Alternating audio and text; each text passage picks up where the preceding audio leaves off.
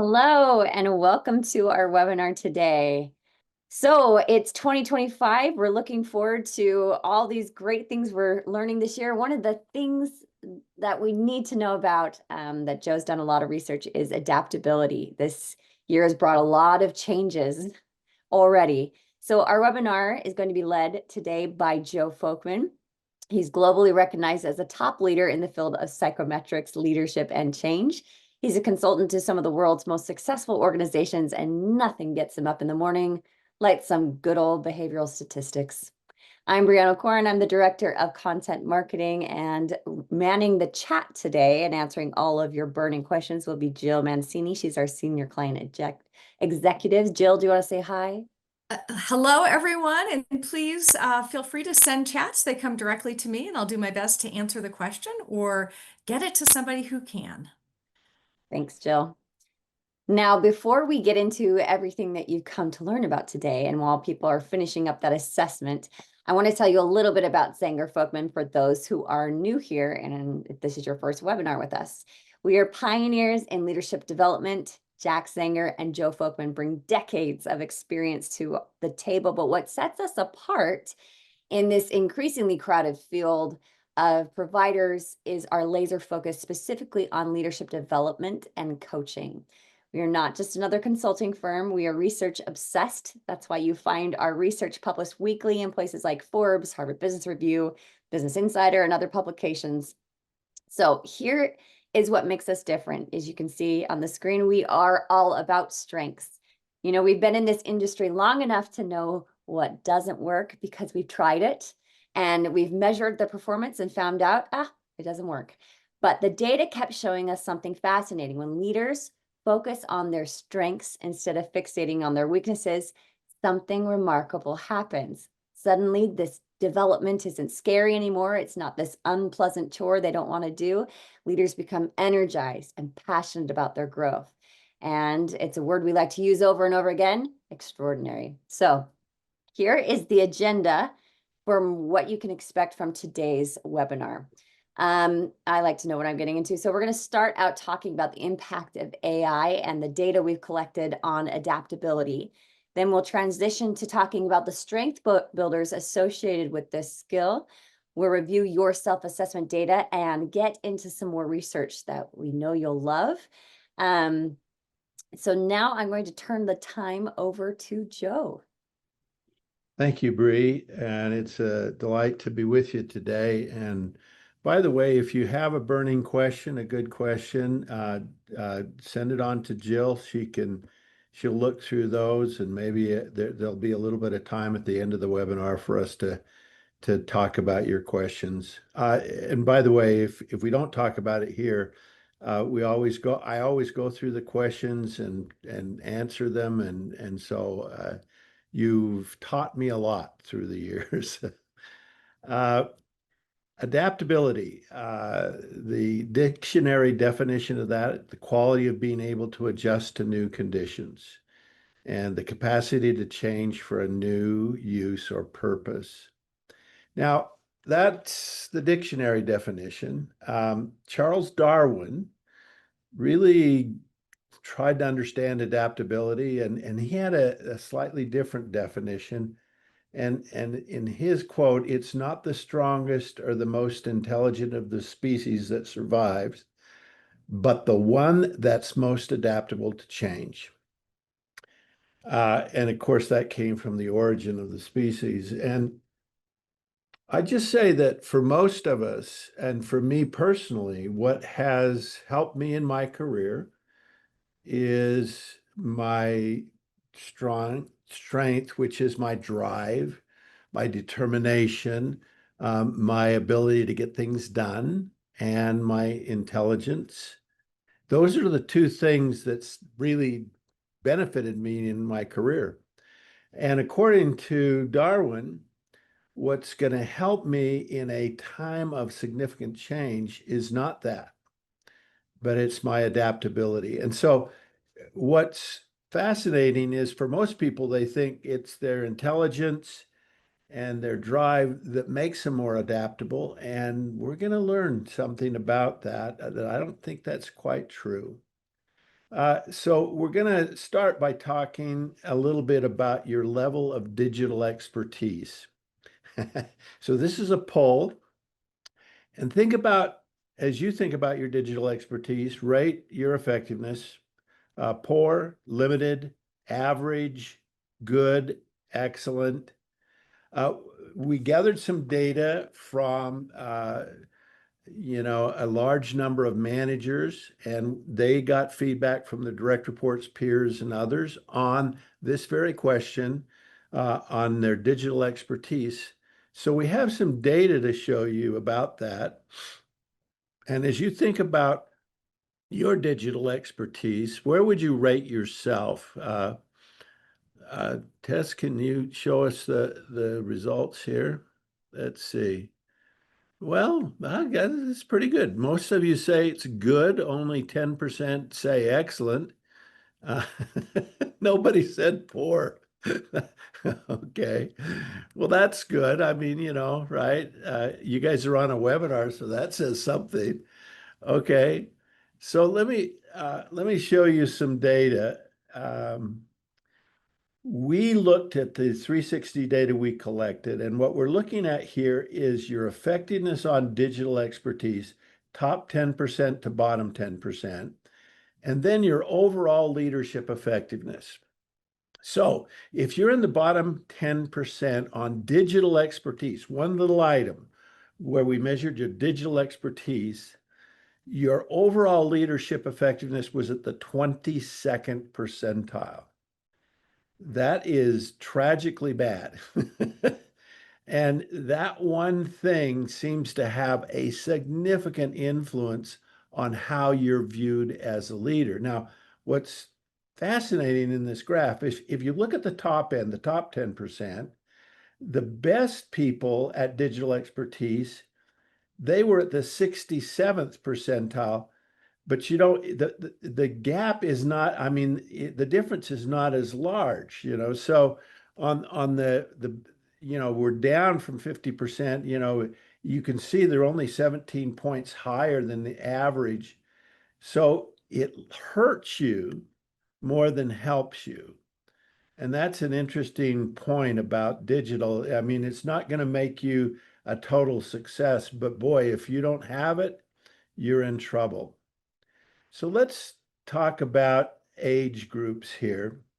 And as you think about age groups, we looked at the data and we looked for those under 30, 100% were above average on digital expertise, 31 to 40, 80%, 41 to 50, 61%, 51 to 60, 54%, 61 to 70, 22%. So it's very clear there is a correlation here between age and digital expertise. I know this is challenging for all of us. It's challenging for me. And just the encouragement there that this is not something you can sort of get away with. If you're not having that expertise, you're going to be in trouble. Now, a lot of this digital expertise is going to be focused on AI. We've heard a lot about AI, and this is what we've been told will happen. It'll take our jobs, or it'll create amazing new jobs. It'll identify diseases, discover new medicines, empower and detect deep fakes, determine, undermine and transform education and destroy democracy. Okay. Fuel or strangle creativity, be our friend and our therapist. There's an interesting article on an AI therapist that had very good results compared to real therapists. And the nice thing is that they're pretty, I mean, you can't make them mad. And the last one is take our orders at the drive-through, but also flip the burgers. Okay. So AI, there's just a lot of promise. I found a lot of people they were kind of worried at first, and now they're kind of going, I don't think it's going to be that big of a deal. And I'm going to disagree. The more I look, the more I see here, the bigger that impact's going to be. there's going to be lots of disruption that's coming, and mostly to the end user and how they interact with technology. These are going to affect productivity, job roles, responsibilities. They will aid in the creative process. They're just going to do a great amount to change work. And there's sort of a role reversal that's coming. Right now, we manage machines, and in the future, we're going to be assisting machines. They're going to help us. And it's going to increase our productivity. It's increased my productivity already. So two people doing the things that one person doing the things that two did. Coding, finance, legal jobs will be affected the most, but it's going in areas that beyond that and significant things. As you think of AI, it can be a mentor. And what I love about it is it's easier to ask it dumb questions because it doesn't judge you. And at first, when I thought about how I would interact with an AI, I thought it'd be creepy or dumb, but I find it very, very useful and very helpful. It'll help us make decisions. I just finished a product where I had to interview 15 executives. I took copious notes. I had hundreds of pages of notes, and I had to produce a final report, and I simply poured those notes in and asked AI, what are the top themes? And it gave them back to me. And I thought, well, give me more themes or give me less themes. It was incredibly accurate and incredibly efficient. I think it did a better job than I would have.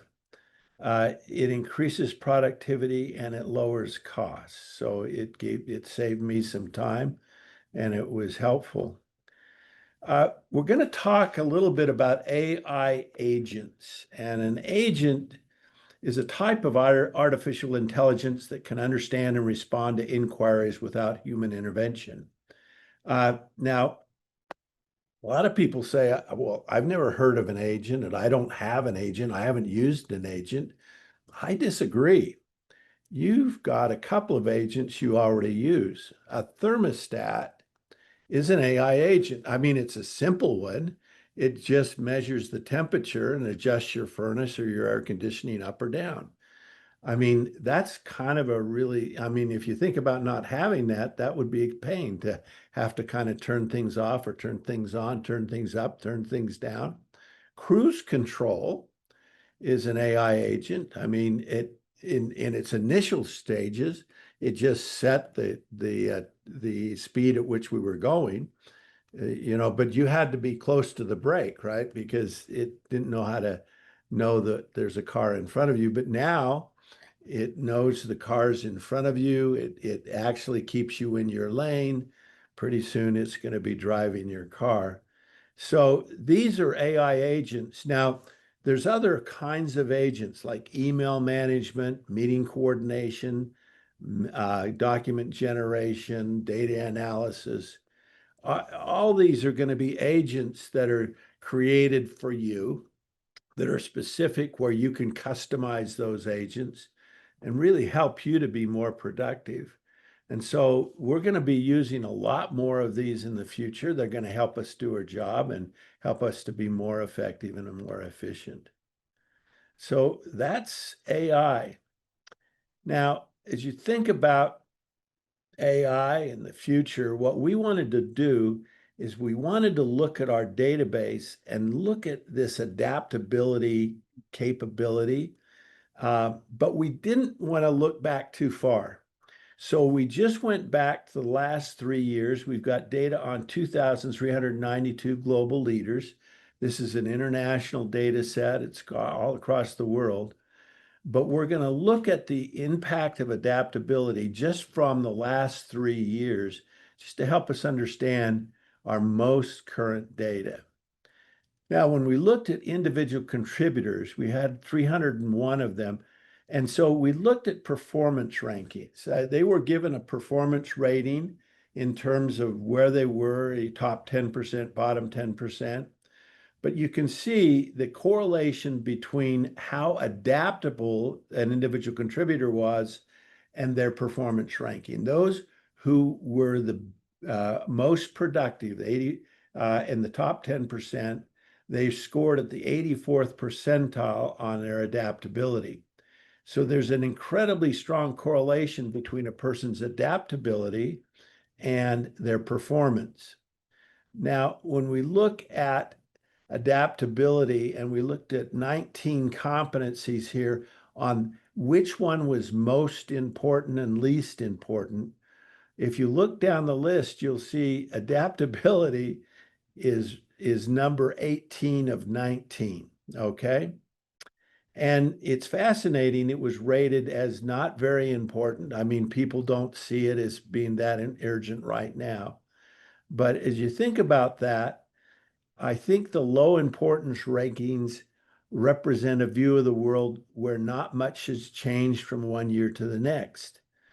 Okay, I do the job I do this year the same way I did last year. That's going to change. And I think we're underestimating this, and it's going to be really critical as we see more and more of AI sneaking into our daily tasks and our jobs changing, and the need to be more adaptable to improve our efficiency. Now, right now, adaptability has a strong effect. If you look at who's most adaptable, you see that individual contributors are at the 62nd percentile, but top management is at the 49th percentile. Who's least adaptable? Those in top management. Individual contributors are quite adaptable. That's a little concerning, isn't it? Because as you think about that ability to flex, to kind of try new things, top management is not as good as they probably need to be. If you look at the age correlation to adaptability, you get what you expected. Under 30, we're at the 62nd percentile, 61 to 70 at the 48th. So we know as people age, their adaptability tends to decline. And, if you think about it, and if you think about being not as technically literate and not as digitally literate as you need to be, your adaptability as you age actually needs to be even better. And so that needs to increase. So what's the effect of adaptability? If we look at adaptability and overall leadership effectiveness, what you see here is if a person is not very adaptable, their overall effectiveness rating based on 60 behaviors from thousands of direct reports was at the 11th percentile. But if you look at the best on adaptability, those at the 90th to 100th percentile, their overall leadership effectiveness was at the 89th percentile. There's an absolute direct correlation between a person's effectiveness as a leader and their adaptability. That is a strong predictor. And if you look at engagement, you can see, again, as adaptability goes up, engagement goes up. So your direct reports are more engaged, less likely to quit, willing to give more effort when you're more adaptable as a leader. And also, as you look at the confidence that your direct reports have in achieving your strategic goals, you can see that as a person becomes more adaptable, the confidence of their employees increases. So, there's a lot tied to this whole adaptability issue. Being more adaptable ends up being quite a positive trait for any manager or any individual contributor. Now, this was an interesting study we did where we looked at the least and the most adaptable leaders, and then we looked at the 19 competencies. What I was wondering was which competencies would show the biggest differentiation between the worst and best, and which ones had the highest, and the t-value gives us this, it's a very significant t-value. It's because we have a lot of cases here. But as you think about this, and if you look at the red items, now these are all soft skills. So when you think about leaders who are most adaptable, what they tend to be good at is collaboration, relationships, diversity, communication, integrity, inspires, and helps develops others.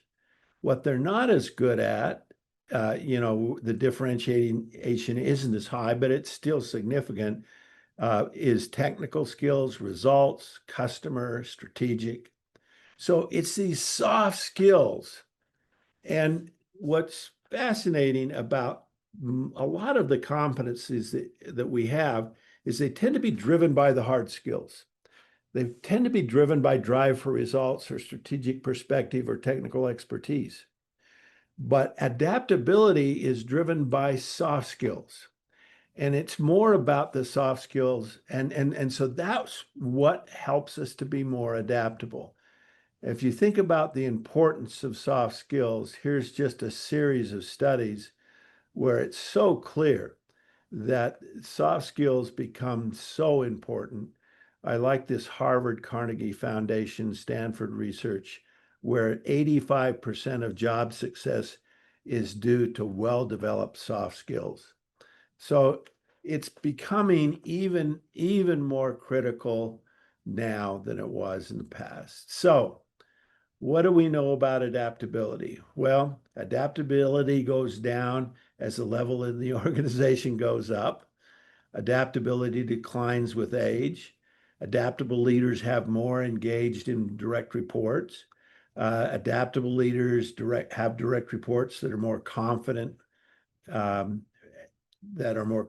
goals, or that are confident that the goals will be met. And adaptability significantly impacts soft skills. So let me think about, as you think about this adaptability, I mean, what do you do to become more adaptable?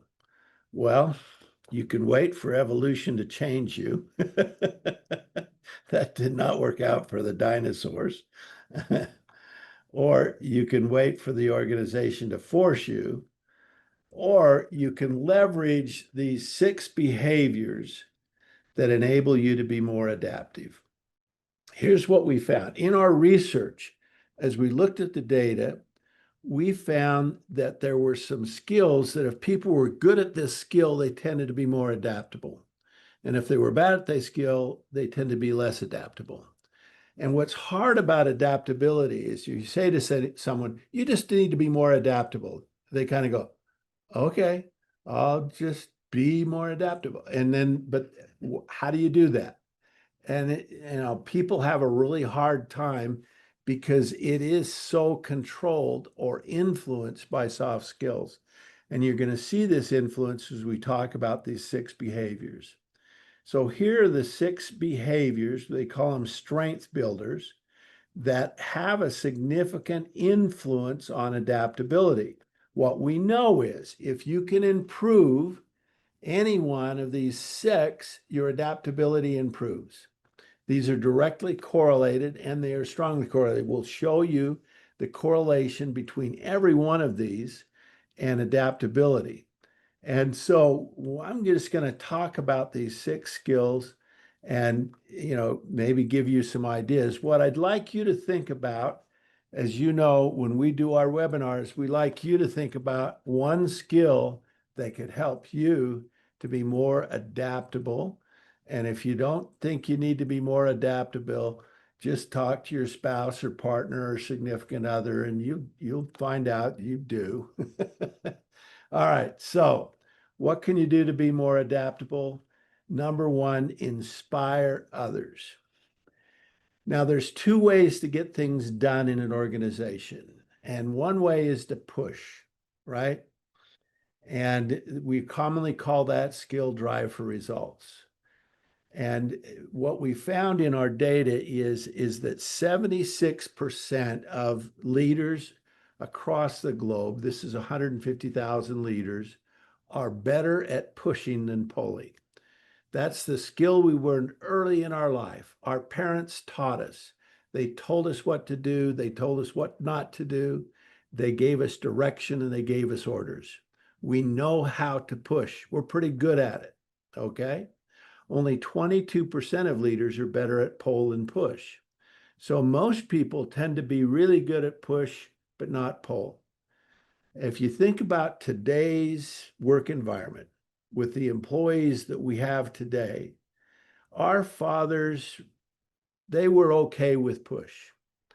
They were given orders, given direction. Someone was in charge. They said they obeyed the orders. Today, what people want is not orders, they want involvement. 84% of leaders who are rated above average on adaptability were also rated above average on inspires and motivates others. So as you think about this skill, let me show you what happens. I looked at the push and the pull here. So if we were low on both, your ability to be adaptable was at the 17th percentile. But, if you go up, if you're high at push, low at pull, 33. If you're low at push, high at pull, it's 56. So, that pull skill just really has a dramatic impact on adaptability. If you're moderate at both and high on pull, moderate push, high pull, it's 73rd, but high push, high pull, 83rd percentile on adaptability. So there's clear evidence here that being more inspiring can help you to be more adaptable. The second one is practicing inclusion and valuing diversity. Our organizations are diverse. It doesn't matter what people say. We're diverse. Your organization is diverse. It's made up of older people and younger people, of people of different races, of people of different ages. There's diversity and we're swimming in it.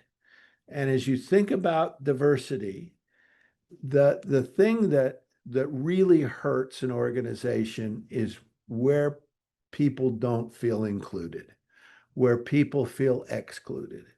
And when they're excluded, they hate their job, they dislike their company, and they'll actually work against the company.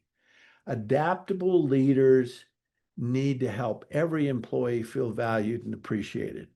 And that inclusion is critical. And if you look at, the correlation between adaptability and inclusion and diversity, you can see that if you're highly adaptable, people feel appreciated, they feel valued, they feel included. But also, when we looked at adaptability and this one question, people are treated with respect. You can see that the more adaptable leaders, people felt they were respected. And that's a critical issue in your organization, in my organization, in every organization. People want to feel respected. Relationship building is the third strength builder. And this is a critical skill, having those relations with others where people feel good about you, they like you, there's a good relationship back and forth. This is how you really build your adaptability. And here's the correlation between the two. You can see that those with the best relationships were higher scored on adaptability. When people like you, they'll give you good feedback, they'll help you, they'll coach you, they'll support you. The fourth one is collaboration and promoting teamwork. Organizations today thrive when there's collaboration. They stumble when people aren't working together. And let me show you the correlation between resolving conflict and adaptability. Resolving conflict is the lowest rated item on our 360. It is. And people are not very good at resolving conflict. But those who are more adaptable are much better at it. You can see the scores there and the differences between those who are unadaptable and their conflict resolution and those who are adaptable. Trust is critical with adaptability. If people don't trust you, then they're not going to give you a chance to try, and they're not going to help you, and they're not going to support you. Trust is the most significant behavior, and we found it affects every other leadership competency. So you can see if people are more trusted and more adaptable, the engagement scores are significantly higher. And the last one is coachability. The coachability is really your willingness to ask for and accept feedback from others. What we know is as people are young, they tend to be pretty willing to ask for feedback and pretty open to receiving it. And as people age, that goes down, down, down. Not for everyone, though. When people continue to ask for feedback, their effectiveness remains high, and their ability to have and accept feedback remains high. And so you can see here the correlation between coachability and adaptability, again, very, very high. So what we've shown you here is the effect of all these strength builders. So let's say you look through all 6 and you say, you know what? I like all 6 of them. I'm just going to work on all 6 of them. Now, here's what would happen. If none of them are above average, your adaptability rating is at the 19th percentile. If one is above average, one of the 6, then it goes to the 36th percentile, 2, the 45th, 3, the 48th, 4, the 57th. So what happens is that as you become better at each one of these, if you were above average on all 4 or 4 of them, 4 of the 6, you'd be at the 57th percentile. That's an interesting strategy, but let me show you a better strategy. If you have profound strength in just one of these, if you are really good at any one of the 6, you actually get to the 69th percentile on adaptability, on 2 the 75th, on 3 the 85th, or 4 the 88th. So what we think is the best approach here is to build a strength, is to take something you're doing really well or okay now and do it really well. We've got a development guide to help you do that and to give you some ideas about how that can work. So let's talk about the self-assessment. What the self-assessment does is measure your preference and your effectiveness on adaptability. And then it also gives you your preferences for the 6 strength builders. Now, it's a test that gives you an indication of an estimation of your adaptability. It's pretty good. It's not perfect. But let me show you, the first score is your adaptability orientation. So it goes from a low score, -15, to a high score, +15. This is a good indicator. Now, what we did to create this is we looked at 360 evaluations on adaptability, and then we looked at the items that were correlated, most strongly correlated with those. And as you took the self-assessment, you probably thought, well, this is screwy. This doesn't measure anything. Well, actually it does, because people that scored high responded to an item a certain way, and people that scored low responded the other way. Okay, so these 2 things are highly correlated. Now, the second score we show you is your effectiveness on adaptability. What we found is there was a correlation between adaptability and these 7 behaviors. Now, these were rated on a 5-point scale where you strongly agreed or disagreed. Now, I've seen some people that took the assessment and they tried to, they tried to be smarter than the assessment. I'll game this. And it didn't work, right? But typically, these 2 things are correlated. Let me show you how correlated these 2 things are. This is the scores on the adaptability scale, and these are the adaptability effectiveness scale. So if you look at the correlation, it's 0.50, which is a really, really strong correlation. It's not perfect, but it's really, really strong that people that tended to score the lowest on adaptability, negative scores, were at the 5th percentile on their effectiveness scores, and those that were in the top 10% on the adaptability preference were at the 97th percentile. So there is a strong correlation. It's not perfect, and you might find these two aren't perfectly correlated for you, but we're predicting your effectiveness and the effect it would have on you. Now, we also give you this third section that gives you the 6 strength builders and shows you your preference for which one you like to do the most and which one you like to do the least. You can see that for this person, the thing that they didn't want to do the most is value diversity. Okay. The thing that they wanted to do the most was relationships. Now, if this was your feedback, and you thought about it and you said, well, I am really pretty good at relationships. And so you say, well, maybe I should work on my coachability. Maybe I should get some feedback. That might be it. But it shows you your preference for something. Those things that we preferred to do, we're usually better at.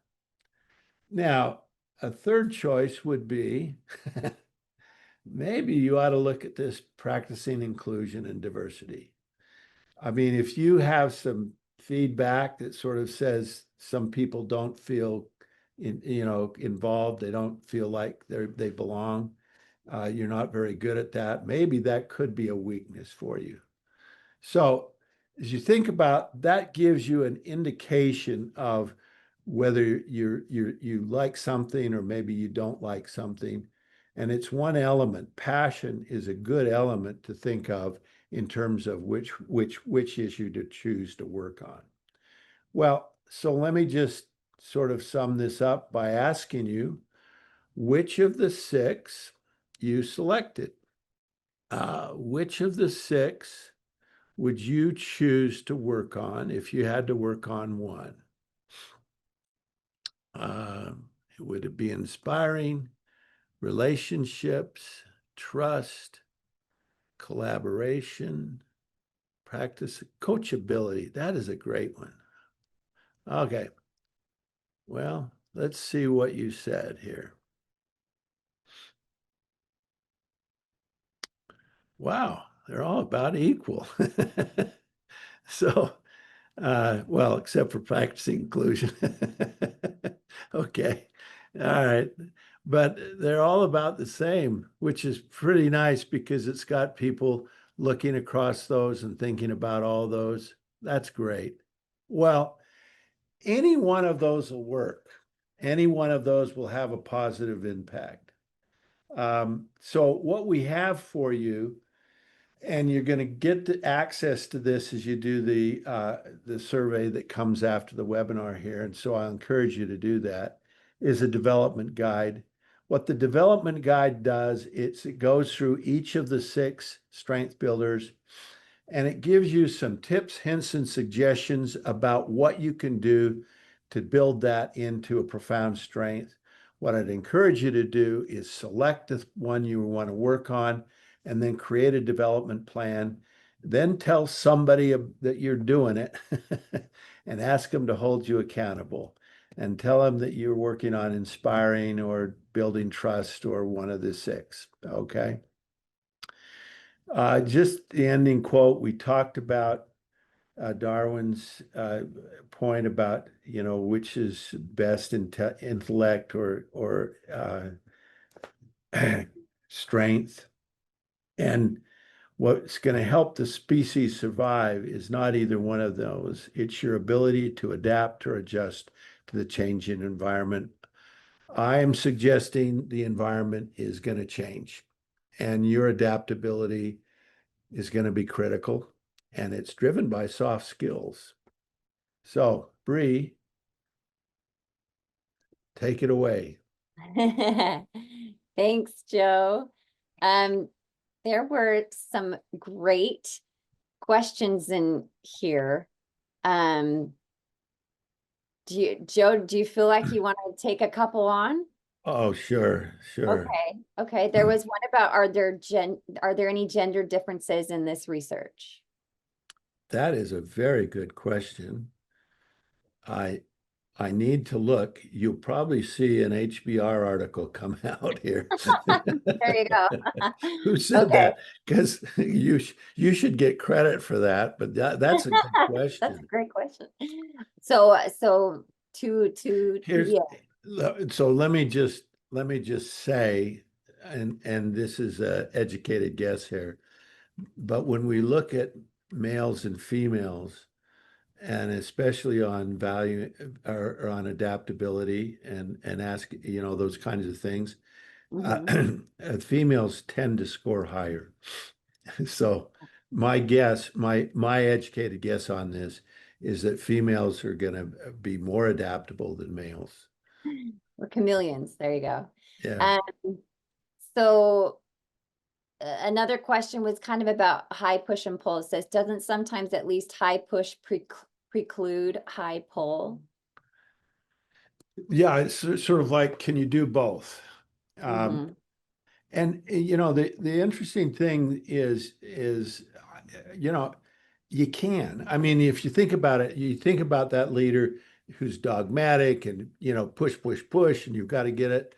But think about the leader who's push, push, push, and then says, you know what? We can do it. We can take that hill. We can do this. We can accomplish this. It's going to be a beautiful future. Let me describe it for you.